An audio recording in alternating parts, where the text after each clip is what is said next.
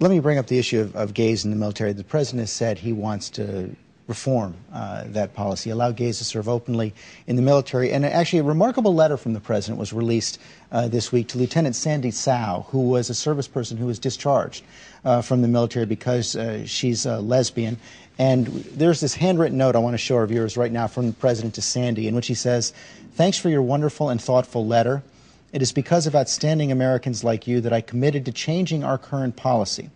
Although it will take some time to complete, partly because it needs congressional action, I intend to fulfill my commitment, Barack Obama."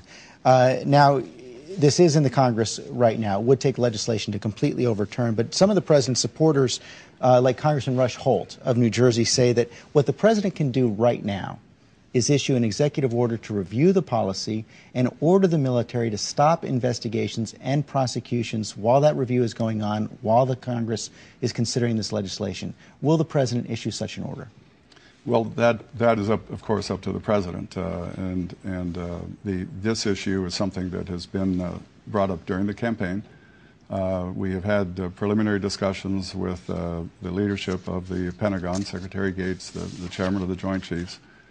This is, as you know, George, better than most. This is an issue that is not going to be a light switch, but more of a rheostat in terms of discussing it and building having the discussions that have to be had with the military in order to make sure the good order and discipline of the military continues. I understand that, and this is a complicated issue. So it's a complicated issue. It will be teed up appropriately, and it will be discussed in the way the president does things, which is to be very deliberative, very thoughtful, seeking out all sides on the issue and trying to do the right thing. But if the president's against the policy, why not suspend prosecutions and investigations while that review continues? Well, maybe that's an option that eventually we'll get to, but we're not there now. A lot of your former colleagues in the military, 1,000 flag and general officers, including 54 stars, have written a letter to the president opposing any change in the policy, saying that their past experience as military leaders make them concerned about it. They think it's going to have an effect on morale, discipline,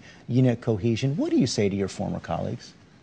Well, I think, as I said, this is illustrative of the fact that this is a very sensitive issue, and it has to be discussed over time, and all sides have to be heard.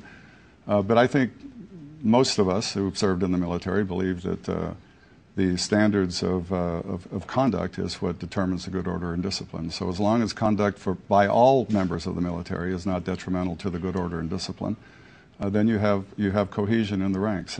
But but that gets to the heart of the problem. I mean, if you're saying that any kind of homosexual act is conduct, I'm saying that it applies. It has to be a uniform policy for all members of the military, in order to function as the military has to function. We will have long discussions about this. It will be thoughtful. It will be deliberative. The president, I know, will reach out to fully understand both sides or all sides of the issue before he makes a decision. But it will be overturned? I don't know. We'll have to. The president has said that he's in favor of that. We'll just wait. We'll have to wait and see as a result of the deliberations and as a result of in the months and weeks ahead. We have a lot on our plate right now. It'll have to be teed up at the right time, so to do this the right way.